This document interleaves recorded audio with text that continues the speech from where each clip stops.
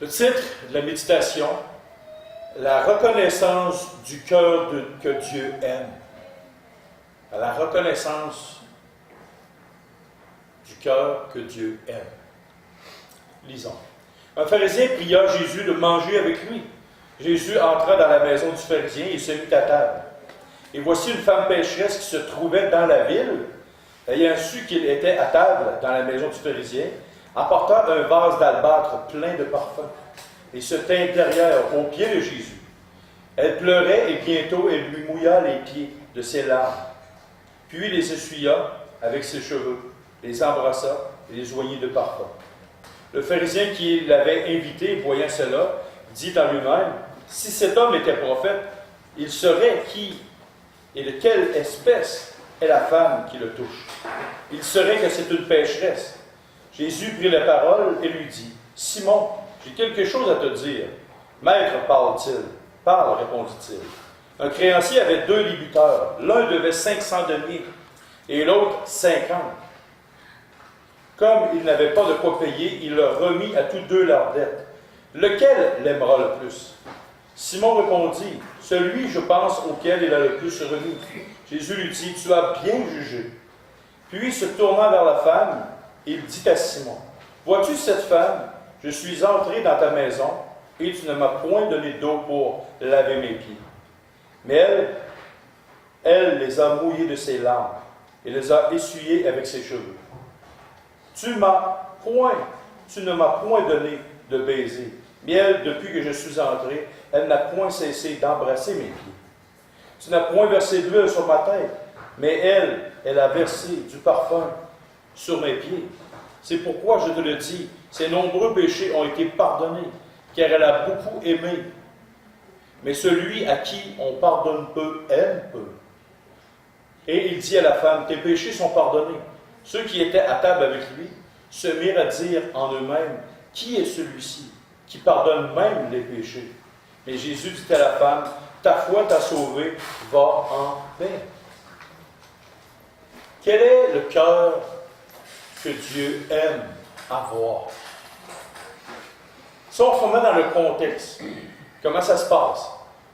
C'était pas l'hiver, il n'y avait pas des portes hermétiques comme on a ici. C'était des portes ouvertes. Et le pharisien demande à Jésus, viens manger chez nous. Et la coutume était de laisser la porte ouverte afin que le maître ou l'autre personne qui était invitée, que les gens autour puissent écouter, entendre ce qu'il avait à dire. Et là, c'est pour ça qu'il y a eu plein de monde qui sont rentrés dans la maison. Et là, il y avait cette femme-là, qui était une femme pécheresse. Et il y avait cet homme-là, le pharisien. Première des choses, est-ce que le pharisien était intéressé à connaître Christ, intéressé à apprendre de lui, intéressé à savoir ce qu'il a à dire? Non. Son but, et une des preuves de ce que je dis, c'est que si l'autre, qui est Christ, avait eu de l'importance pour lui, lui aurait donné, comme c'était la coutume, quelque chose pour laver ses pieds. Parce que la personne avait, à cause de la poussière, avait une importance capitale pour elle. Il aurait lavé les pieds, ou fait, laver les pieds par son... Rien, pas une goutte d'eau, rien. OK? Ensuite de ça, s'il avait été prophète, il aurait su que cette femme-là, c'était une pécheresse. Visage à 2 faces. Cet homme-là, si justement c'était une pécheresse, pourquoi lui, il n'a pas dit, prends des affaires et va-t'en. Prends des affaires et va-t'en. Je ne veux pas rien savoir. Si vous auriez un grand criminel qui agresse les enfants, est-ce que vous lui diriez, viens à la maison chez nous? En ayant des petits-enfants? Non. Donc, il n'y avait aucun amour, aucune conception de ce qu'était la compassion, rien. C'était un homme qui faisait partie du Sanhédrin et son but ultime, c'était de coincer Christ afin de pouvoir l'accuser, afin de pouvoir le ramasser. Mais dans le contexte, cette femme-là, il y a 3 actions qu'elle fait au pied du Seigneur Jésus. La première action que cette femme-là a fait, c'est quoi? Pleurer sur ses pieds. Elle a pleuré sur ses pieds. Qu'est-ce que ça représente aux yeux de Christ d'avoir pleuré? Oui. Elle a mouillé ses pieds de ses larmes et les a essuyés avec les cheveux. La première des choses, c'est une repentance. Elle avait un cœur repentant. Et qu'est-ce que la repentance? On va tourner, s'il vous plaît, 2 petites pages avant, dans Luc chapitre 5, s'il vous plaît. Luc chapitre 5. Et au verset 32.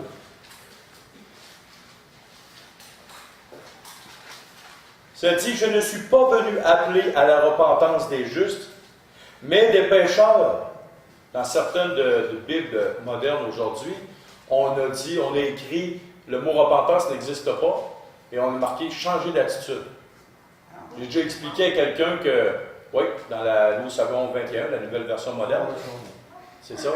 Et le mot repentance n'est plus là, c'est changer d'attitude. Je dis, écoute, en prison, il y a bien du monde qui change d'attitude pour pouvoir avoir une libération conditionnelle puis le bonheur. Mais est-ce qu'ils sont repentants? Non. Qu'est-ce que la repentance? La repentance, la définition, c'est un regret, c'est une douleur qu'on a de ses péchés. La vraie définition d'une repentance, c'est un regret profond, puis c'est une douleur d'avoir péché. Et si on veut une image encore plus profonde, je vais tourner dans Jérémie 31, 19. Pour ceux qui s'intéressent. Jérémie 31 et le verset 19, qui dit ceci. Après m'être détourné, j'éprouve du repentir. Et après avoir reconnu mes fautes, je frappe sur ma cuisse, je suis honteux et confus, car je porte l'opprobre de ma jeunesse. Et l'opprobre, ça veut dire une très grande honte publique. Voici ce que c'est la repentance. Une profonde repentance, c'est de reconnaître profondément qu'on est coupable devant Dieu. Et cette femme-là, en pleurant amèrement sur les pieds de Christ, a reconnu sa grande culpabilité, littéralement. Elle a pris ses cheveux, elle a essuyé les pieds du Seigneur Jésus. Cette signification-là, je ne sais pas ce que ça voulait dire pour elle dans son cœur, mais il y avait quelque chose de précis, quelque chose de caché qu'il y avait dans son cœur, dans son cœur. Et si on va un petit peu plus loin, verset 45, « Tu ne m'as point donné de baiser, mais elle, depuis que je suis entré, elle n'a point cessé de m'embrasser les pieds. » Imaginez-vous, 30 secondes. Christ est assis avec l'homme, les conviait la foule, et la seconde qu'il est rentré, qu'il s'est assis, elle lui a embrassé les pieds, et elle ne l'arrêtait pas. Depuis qu'elle est rentrée, elle n'a pas cessé de m'embrasser les pieds. Et j'ai découvert dans la parole, dans l'évangile de Luc, quelle était l'intensité du cœur de cette femme, si on peut trouver ça. On va tourner, s'il vous plaît, dans Luc 15, verset 20.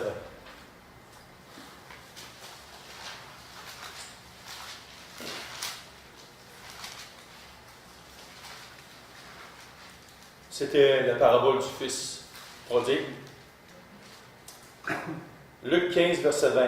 Et il se leva et alla vers son père. Comme il était encore loin, son père le vit et fut ému de compassion. Et il courut se jeter à son cou et l'embrassa. Qui a déjà pris ses enfants profondément dans ses bras puis les embrasser d'un amour qui ne s'explique pas? Ça prend juste des parents pour savoir ce que je dis. Ruben, est-ce que tu sais qu'est-ce que ça veut dire d'embrasser quelqu'un d'un amour passionné qui dépasse la raison et que tu mourrais pour cette personne? Est-ce que tu sais ce que ça veut dire? Un peu, peut-être. Si je demande à ta mère, est-ce que vous savez c'est quoi ça veut dire? D'embrasser ton enfant. Là. Je demanderais à n'importe quel parent. Quand tu n'as pas eu d'enfant, tu ne peux pas découvrir. Mais si on regarde dans ce texte-là, elle a embrassé les pieds de Christ comme quelqu'un d'extraordinaire, comme son amour était profondément attaché à lui. Et Christ lui a dit plus tard, Elle a beaucoup aimé. Beaucoup aimé, c'est un amour incroyable. Un amour qui dépasse l'entendement. Et depuis qu'il était arrivé, Christ qui était assis, elle s'est jetée à ses pieds, et elle a embrassé les pieds de Christ.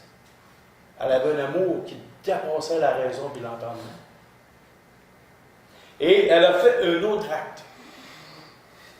Le scribe, le pharisien qui était là en face, reconnaissait rien de Christ. Mais elle a pris un parfum de très grand prix. Très grand prix. Et qu'est-ce qu'elle a fait? Elle a oint les pieds de Christ. Et dites-vous une chose, dans l'Ancien Testament, Exode chapitre 30, il y avait une personne qui devait être roi, c'est le souverain sacrificateur. C'était Aaron. Mais elle a oint Christ parce qu'elle reconnaissait chez Christ qu'il était celui qui devait venir loin, le souverain sacrificateur. Elle le reconnaissait aussi comme roi. Le roi était aussi oint d'huile. Et quelle autre personne? Un prophète dans l'Ancien Testament devait être oint aussi d'une huile. Elle a reconnu les trois aspects, mais elle est allée encore plus loin que ça encore. Littéralement, elle a oint Christ par amour profond pour lui. Elle ne reconnaissait pas juste que, mais le oindre quelqu'un d'un parfum. Qui a déjà lu le livre des Cantiques ici? En partie. OK. En partie. Il n'y a pas beaucoup de monde qui lit ce livre-là. Mais quelle est la relation entre les deux personnes? Entre un homme et une femme, Salomon la Sunamite, une femme noire, la plus belle des femmes que j'ai jamais eues sur 900. Mais il y avait une deuxième relation aussi. Il y avait Israël et l'Éternel Dieu. Et la profonde relation qui est prophétique, c'est entre Christ et l'Église. Mais si vous regardez toute la relation d'amour profond, de choses profondes entre l'homme et la femme, et il y a beaucoup de parfums. Il y a beaucoup de parfums dans ce livre-là. De nard, de myrrhe, de cinnamon, d'aloès. Toutes ces choses-là montrent d'une bonne odeur auprès de l'Éternel Dieu. Et cette femme-là se souvenait, elle savait bien les choses malgré qu'elle était pécheresse. Et elle a pris un parfum d'une très grande valeur et elle a mis ça aux pieds de Christ. Parce que Christ avait une très grande valeur à ses yeux. Et là, je vais terminer avec ça. Et c'est pourquoi je te dis, ses nombreux péchés ont été pardonnés, car elle a beaucoup aimé. Mais celui à qui on pardonne peu, aime peu. Il est en train de se faire un reproche à ce gars-là. Toi, tu ne m'as pas aimé pantoute. Tu as essayé de me coincer dans le détour. Elle m'a profondément aimé, elle m'a profondément adoré. Ses péchés ont été pardonnés parce qu'elle a profondément aimé. Et pas parce qu'elle aimait plus les autres que Christ que les autres. Parce que si tu aimes Christ, c'est parce que tu reconnais qu'il est ton sauveur. Tu reconnais qu'il est ton Seigneur. Tu reconnais que c'est lui qui t'a pardonné. C'est pour ça que tu deviens amoureux, passionné de Christ. Littéralement. Donc, le véritable cœur que Dieu aime, c'est celui de cette femme-là. Christ a été profondément touché par l'action, puis pourtant, elle n'a rien dit. Est-ce que la femme a dit un mot là-dedans? Non, c'est ça, Pas un mot. c'est ça qui est... Pas un mot. Ça prouve que c'est le seul qui peut lire ton cœur. Ouais, Tu n'as pas dit un mot. Devant C'est ça. l'autre qui voulait l'accuser. c'est ça. Il a tout vu son cœur. Il a tout C'est ça. expliqué. C'est pour ça que le titre du petit mini-message, la petite méditation, c'est ce que le cœur, qu'est-ce que Dieu aime. C'est le C'est cœur. le cœur que Dieu aime. C'est celui qui reconnaît, celui qui adore, celui qui aime, celui qui reconnaît sa culpabilité, celui qui est au pied de Christ. Voici le cœur que Dieu aime. Et non celui qui est froid, distant, religieux, qui fait des belles prestances aux yeux des gens. Dieu n'apprécie pas ça. Dieu ne s'occupe même pas de ça. Le cœur que Dieu aime, qui s'attache, c'est celui qui est comme ça. Celui qui s'attache au Seigneur et non aux yeux de C'est ça. C'est ça. C'est pas un peu comme on pourrait prendre plusieurs assemblées chrétiennes puis mettre une série de pasteurs en avant. On leur dirait, bon, maintenant, sortez les défauts du pasteur. Ça ne sera pas long que ça viendrait. Est-ce que Dieu écouterait les récriminations des gens de l'Assemblée? Non. Non. Dieu regarderait les cœurs des pasteurs. On vire la médaille de bord. On mettrait plein de croyants, puis on mettrait une gang de pasteurs ensemble. Puis là, la switch, on vire ça de bord. Bon, maintenant, cher pasteur, donnez les défauts de tous les gens de votre assemblée. Et aussi fort qu'eux crient après vous. Est-ce que Dieu écouterait les récriminations des pasteurs? Non. Dieu regarderait le cœur des gens de l'assemblée. Et voici le cœur que Dieu aime. On va prendre un temps pour adorer, pour louer. De voir nos cœurs devant Dieu, comment est-ce qu'ils sont, pas devant les autres, pas devant ta femme, pas devant ton mari, pas devant tes enfants. De voir nos cœurs. Est-ce qu'on est des pharisiens, insensés des fois, ou est-ce qu'on est des personnes qui ont le même cœur que cette femme-là? Sans dire un mot, sans rien, mais vis-à-vis. Christ savait tout à fait ce qu'il y avait dans le cœur de l'homme, et Christ savait tout à fait ce qu'il y avait dans le cœur de la femme. Prenons un temps pour adorer, pour louer.